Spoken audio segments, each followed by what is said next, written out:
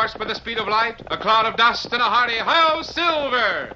The Lone Ranger.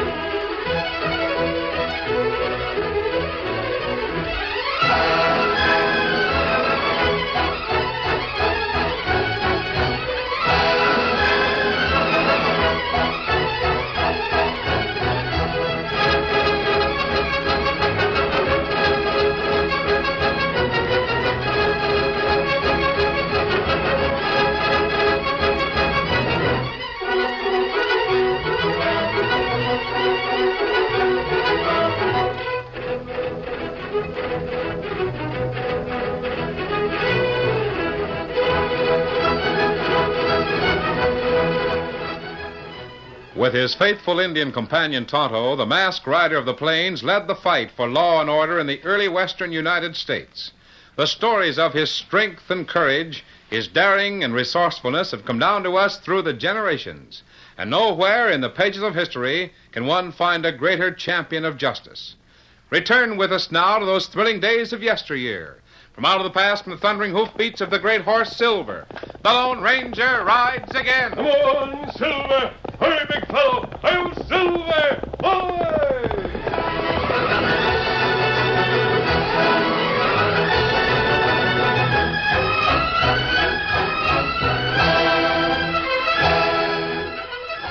Jeff Morris, operator of the Wagon Wheel Rancho, rose from his comfortable chair before the fireplace to answer a knock at the door. Why, evening, stranger. What can I... Oh, well, Hello, Jeff. for the love of Mike, it's the masked man and Tonto. Come in, come in. We just stopped by for a moment, Jeff. Oh, but you got to stop in for a visit. I noticed you had company. They might not understand the reason for this mask I'm wearing. Oh, nonsense. And besides, it ain't company. It's just my daughter Janey and her beau, young Jack Page. Now, you come inside and get warm. Got a big roaring fire going. Come in, you hear me? Oh, thanks. It was evening. In the big living room of the ranch house, the masked man sat comfortably before the open fireplace, listening to the words of the old ranchman. Also enjoying the warmth of the open hearth were Jeff Morris's daughter Janey and Jack Page, who served as foreman for Mr. Morris. The stolid Indian Tonto sat silently staring at the quick-leaping flames. Well, all in all, it's been a mighty good year for us, mighty good. How much stock would you be wintering, Jeff? Well, can't rightly say until after the first of the year. Depends a lot on how long this good weather lasts. Well, perhaps Tonto can answer that for you, Dad. Well, how about it, Tonto? Sure, you tell the boss what kind of weather's ahead, Tonto. Me, I'm betting we have a short winter and lots of open weather. Is that the way it looks to you, Kemosabe? If it's an open winter, Dad will keep all of his cow herd and be money ahead in the spring. Yes, but on the other hand, if the weather turns real bad, I ain't likely to have feed enough on hand to winter 'em all. What did you call your friend a moment ago? Kemosabe. The words are from the Indian dialect and mean trusty scout. Trusty scout, huh? Well, then I reckon we can trust whatever Tonto wants to tell us about the weather. Except that he ain't telling us nothing so far.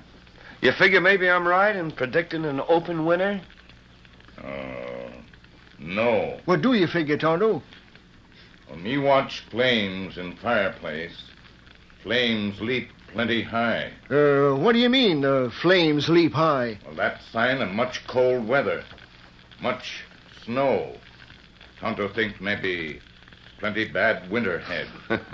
Well, I guess I can explain why the fire's jumping so high. Somebody left the damper wide open. You find damper wide open, Jack? What's closed? What's closed almost tight? Well, I'll be doggone. Tonto, is there really anything to that, or is it just another Indian superstition? Well, red man believe in sign. Red man not have big warm house in winter. Maybe life depend on whether him read sign right. Tonto means that he wouldn't have made the prediction if he didn't believe it to be accurate, Jeff. Maybe I better get busy and find out about shipping some stuff to Kansas City. Well, if Tonto's right, we better hunt around and get us a couple of more hands on the payroll, huh, Jeff? Well, that reminds me. I hired a man today in Flat Rock. Fella by the name of Kramer. Cowboy? Horse wrangler. And believe me, he sure understands horseflesh. He's got a buckskin pony he's been training. He's pretty near as smart as your black mare, Jack. Oh, yeah? In fact, he wasn't interested in the job nohow. Then I got to telling him about your horse. And the more I talked, the more interested he got. And then, well, about that time, Janey come walking out of the post office and over to the buck. Now, Dad. And this Kramer gent, he took one look at Janey and swallowed his Adam's apple 3 or 4 times. Don't you believe a word of it, And Jack. right away, I had myself a new hired man. He's coming out in the morning. Well, I'll look around, see if I can find another puncher someplace. So this Kramer fellow be rather heavy set, sort of reddish hair, and about the size of Tonto? Why, yeah, sure. You know him?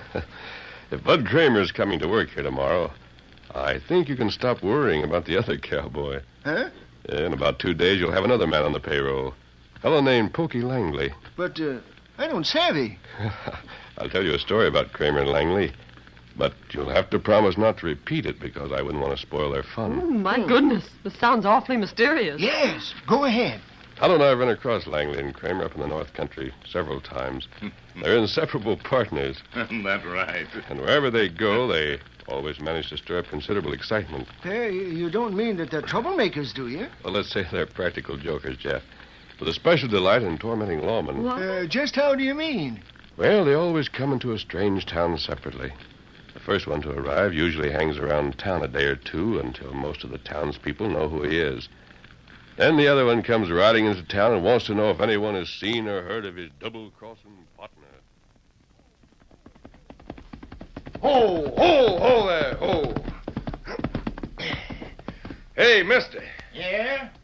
What can I do for you, stranger? My name's Pokey Langley, and I'm a-looking for a no-good double-crossing maverick by the name of Bud Kramer. Kramer, say, what are you... Aha. I see you've heard of that pison sidewinder. Tell me, is he here in your fair city? Why, well, you see, Mr. Langley, Just answer me yes or no, partner. I've been riding more than 1,000 miles to catch up with that worthless critter. He was here, but I said... Aha. Is he still here? Well, is he? Well, I think so, but I ain't rightly sure. I'm going into this here hotel and scrape off the trail dust I've been accumulating. Then I'm going to find Bud Kramer and shoot him so full of holes the wind will whistle going through his miserable carcass. To think I finally caught up with a black-hearted scoundrel after all these years. Good heavens. Mr. Langley certainly sounds like an awfully ferocious man. You should see the two of them when they meet, Miss Janey. You mean them two actually do get together and slug it out? Oh, and very convincingly. After Langley arrives and makes a lot of fight talk about Kramer, Kramer starts calling Langley a lot of names and promises to kill him the minute he lays eyes on him. So that weasel-faced buzzard accuses me of running away from him, eh? Well, let me tell you, folks, it's just the other way around. I've been looking for that double-crossing Pokey Langley for 5 years. And you can take my word for it. The minute I set eyes on that two-timing tin horn, the lead's going to fly high, wide, and handsome. Why, that miserable no-account horse thief, he's got a streak of yellow running up his back a mile wide. You're a liar by the clock, Bud Kramer. Well, as I live and breathe, it's Pokey Langley. You ain't going to live and breathe very long, you dirty double-crosser. Now, you folks get back out of the way. I don't want to see innocent people get hurt on account of this worthless bomb. Get out of my way. Look, hold the chair. Well, Pokey, you can drag your hardware whenever you're ready. You first, Bud. I ain't going to be accused of murder. You know blame well I'm faster than you are with a gun. Only thing you're fast with is your mouth, you chief crook. Now, look yonder, behind the bar. Huh? See that clock? It's almost set to strike the half hour. Sure, we'll take that for a signal. Right. So long, Pokey. I hate to do this. You better be sorry for yourself, you polecat. Look at that clock. It's going to strike any second. Oh, never mind the clock, Slim. Keep your head down.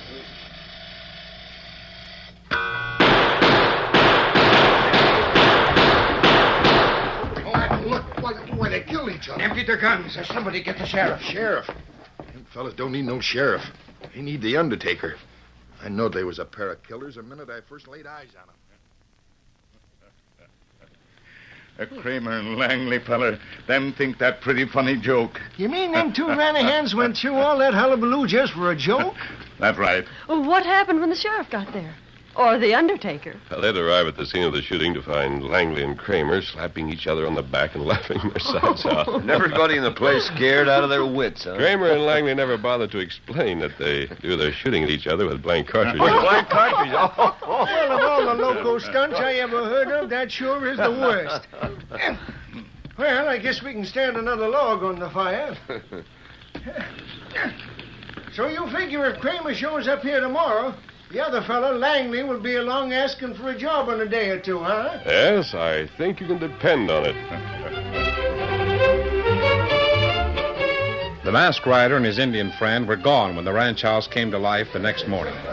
After breakfast, Jeff Morris and his daughter Janey joined a group of cowboys in the ranch yard to watch young Jack Page as he put the black mare Lady through her paces. That mare is just the smartest piece of horse flesh I've ever seen in my life. And the handsomest, huh, Dad? Well, now, who you talking about, the horse or Jack Page? Well, they're both very handsome, if you must know. Oh, a fella's looks don't mean nothing, Janey. But I'll sure take my hat off to a fella that can handle a horse the way Jack handles that mare. Look, he's teaching her a new trick. Oh, he's teaching her to count. Sometimes she behaves beautifully, and other times she's awfully stubborn. A genuine female characteristic. Oh, you. Uh-oh. Looks like we got company coming. Oh, it's that Kramer gent. Jack, come here a minute. Huh? Oh, what do you want, Jeff? Here comes young Kramer.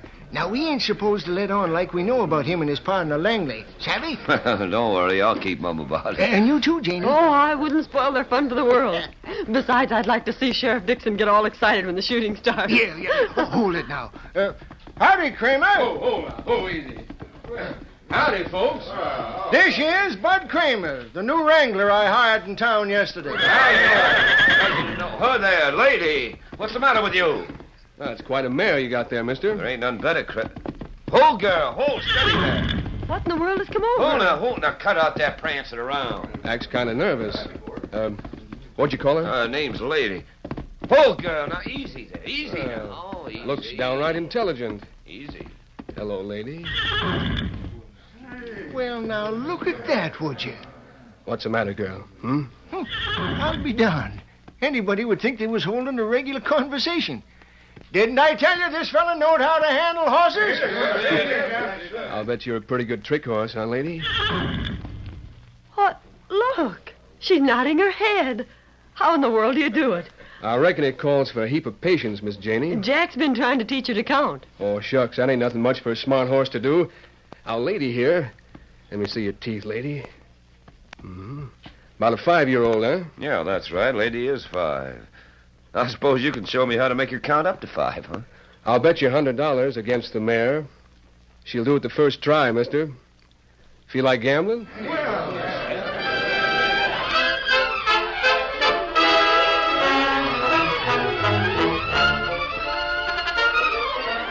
The curtain falls on the first act of our Lone Ranger story. Before the next exciting scenes, please permit us to pause for just a few moments.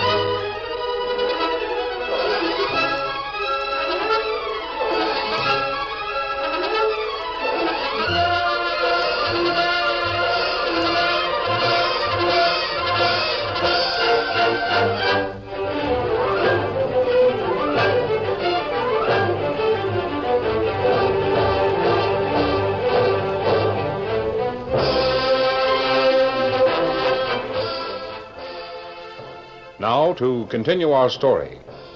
Jack Page stared for a long moment at the smiling cowboy standing before him. Then, I'll bet she's $100, Kramer. But the mare ain't mine to gamble with. No? I understood it was your horse. I'm aiming to give the mare away. Maybe Jeff wouldn't mind breaking the news. Well, what Jack is trying to tell you fellas is that him and Janey is fixing to get married. Janey becomes the new owner of the black mare on her wedding day. I think Lady will be the nicest wedding present any girl ever had. Well, Mr. Kramer, are you going to show us how to make Lady perform? Some other time. Right now, I better get my gear over to the bunkhouse. Kind of a loudmouth, Jasper, ain't he? Makes a lot of big talk and then just walks away. I wonder. Huh? I wonder if it was. Just a lot of loudmouth talk. Well, he sure changed his mind in a hurry when... Hey, look yonder. Why, yeah. Dixon, the sheriff. He's coming like he was late for breakfast. Now, say, if he's coming for the reason I'm thinking of, don't neither one of you let on what the masked man told us, you hear? Well, I'll put the mare in the stable, and I'll join you later. Slim! Yeah? Can you go over to the bunkhouse and tell Kramer I want to see him? Sure, Jack. Whoa there! Whoa, boy! Whoa there! Whoa! Well, howdy, Sheriff. What's the big rush? Howdy, Jeff. Hello, Janey. Hello, Sheriff. Say, you take on a new man named Kramer? Why, yeah. Well, listen, you got to get rid of him right away. Huh? Why, what's wrong? What's he done? I don't know, but there's a fellow pulled into Flat Rock this morning looking for this Kramer gent, and he's sure got blood in his eye. Oh, I wonder why. You mean he's gunning for Bud Kramer? He sure is, and I don't aim to let him come together if I can prevent it. Why, this fella, this Pokey Langley, he come roaring into town looking for Kramer, and I declare I never seen a man more anxious for a killing party in all my life.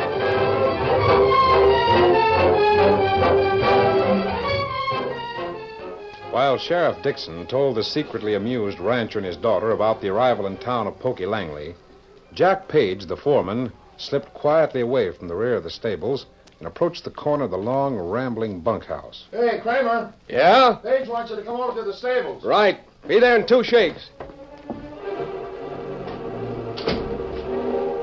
A moment later, Jack Page stepped quietly through the doorway of the deserted bunkhouse and went quickly to the blanket roll that belonged to Bud Kramer. Maybe just a footloose cowboy, and then again, maybe not. But just in case, won't do no harm to find out in advance. Nothing very unusual here. Hey, what's... Get this bedroll made up like it was and get out of here. So, our fun-loving friend likes to torment the lawman, huh? That's what the masked man said. But the masked man didn't bother to say just why Bud Kramer carries a United States Marshal badge in his bedroll and a murder warrant for Jack Page.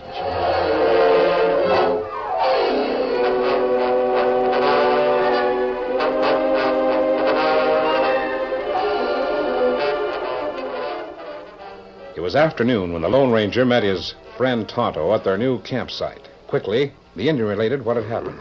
Plenty big excitement in town, Kemosabe. Langley feller get there this morning, make much fight talk about Bud Kramer. Well, we expected that, didn't we? But you not savvy about Page feller, Kemosabe. Page? You mean the foreman at Morris's ranch? That's right. What about him, Tonto? Well, me find out about Bud Kramer. Him not just wandering cowboy, him U.S. Marshal with murder warrant for Jack Page. How did you learn this, Tonto? Well, a little while ago, Tonto meet Pokey Langley.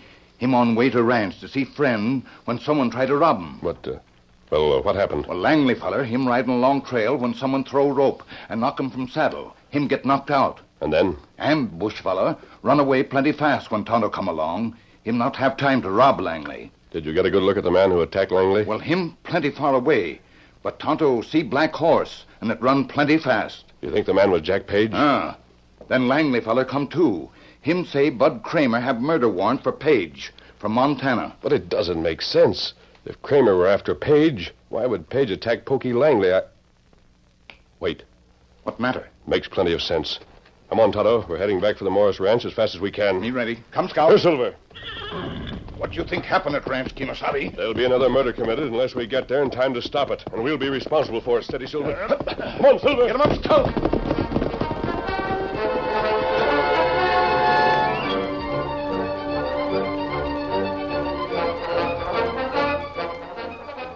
Pokey Langley arrived at the wagon wheel for the make-believe gunfight with his friend Bud Kramer, it wasn't hard for him to pretend to be in a furious temper. Ho, ho, ho, fella, ho. Steady.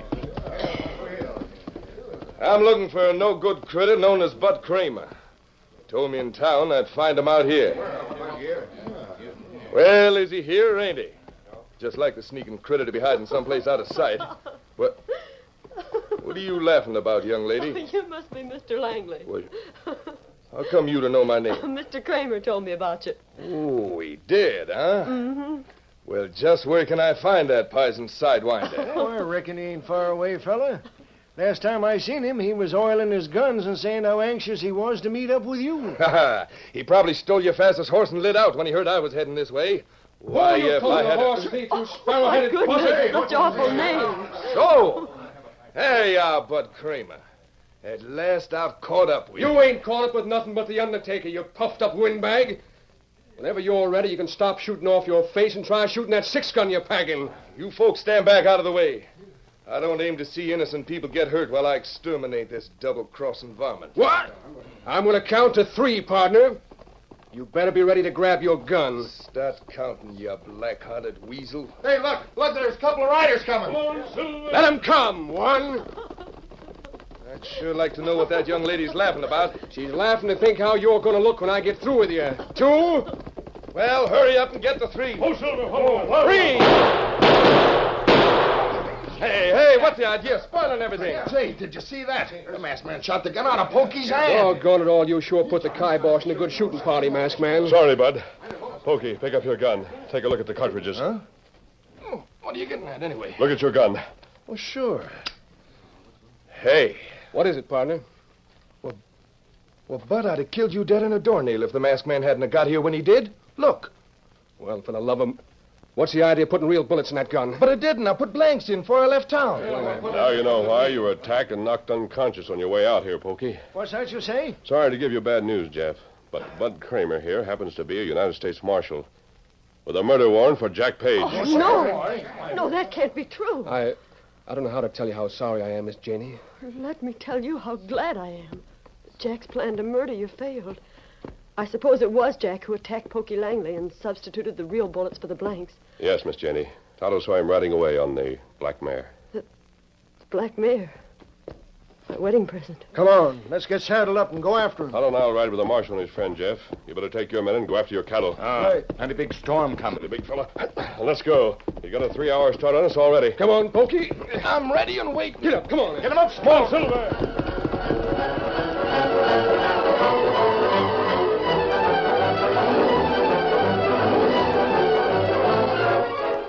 Throughout the afternoon, Jack Page headed the black mare into the upland country. A dozen miles ahead lay the entrance to Pocono Pass and Freedom. Get up there. Get up, boy. Get along there. The man shivered as the icy wind ripped through his mackinaw. He glanced anxiously at the heavy gray clouds overhead. And then, as though the heavens had opened, the snowflakes fell, gently at first. Then, as the wind rose steadily in volume, the countryside was blotted out with the fury of the storm. Within an hour, the man knew he was hopelessly lost. Desperately, he pulled the heavy 6-gun from under his mackinaw and began firing. Firing and reloading with numb fingers.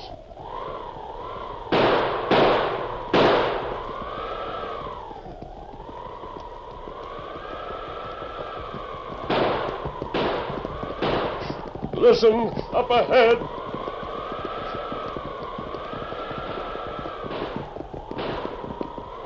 Sure is wasting a pile of ammunition. This way! Over here! There he is. He'll try find shelter under cliff. Come on, let's get his guns and ammunition. You go back to ranch tonight, Kimasabi? No, Tonto. We got a fire going under that cliff and wait for daylight. You there, Page. Put up your hands. There's your killer, Marshal.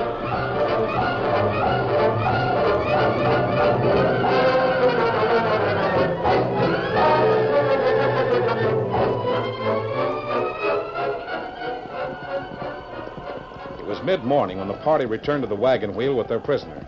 As they rode into the ranch yard, Jeff Morris and his daughter came out to greet them. Oh, Silver. Easy, big fella. By golly, Tonto, you sure did call the weather. Did you get your cattle out in time? Yes, sir, and just in time. Well, Jack, I see they brought you back. And I don't mind saying I'm sorry for you. And you, Janey. You sorry for me, too? Of course I am. But I'm glad in a way. Well, glad? Glad that Bud Kramer and his friend and the Lone Ranger and Tonto found you and brought you back. I guess they got panicky. Probably would have died if they hadn't found me last night. Janey, I want you to keep the mare for your own. No. No, Jack, I wanted to own Lady once. As a wedding present, remember? Just a minute. That mare ain't yours to give, Mr. Page. So climb off. What's that you're saying, Kramer? The mare was stolen from me up in Montana over a year ago. And Page killed the fella in a gunfight. Took the mare and headed south. Oh, that's a lie. Well, the horse ain't even branded. How can you prove anything? I wanted to show you once that I knew how to handle this lady horse better than you could. And I found out Miss Janey was getting the mare for a wedding present. I changed my mind then. Now I reckon I can change it again. What do you mean? I just want to show you one trick you never knew that a horse could do. Lady. Buck, lady. Buck. Turn it loose, lady. Stop it! No, cut it out! Make her stop! Let go now! Now, that's what I call getting unloaded in a hurry. Oh, excuse me for laughing. But it was funny. Jack, can you lend me a horse to take this fella to town? Sure, you bet, Marshal. Hey, you waddies, keep that bunkhouse door shut. Janey. Yes, Bud? I don't figure to stay in this law business much longer. Thought maybe I'd get me a little place close by and settle down, maybe. Oh, but that would be very nice. Yeah. Meanwhile, would you mind keeping the mare here for me? I'd love to. Can't never tell when I might want to give somebody a wedding present, for instance. Never can tell. Hail Silver! Hi!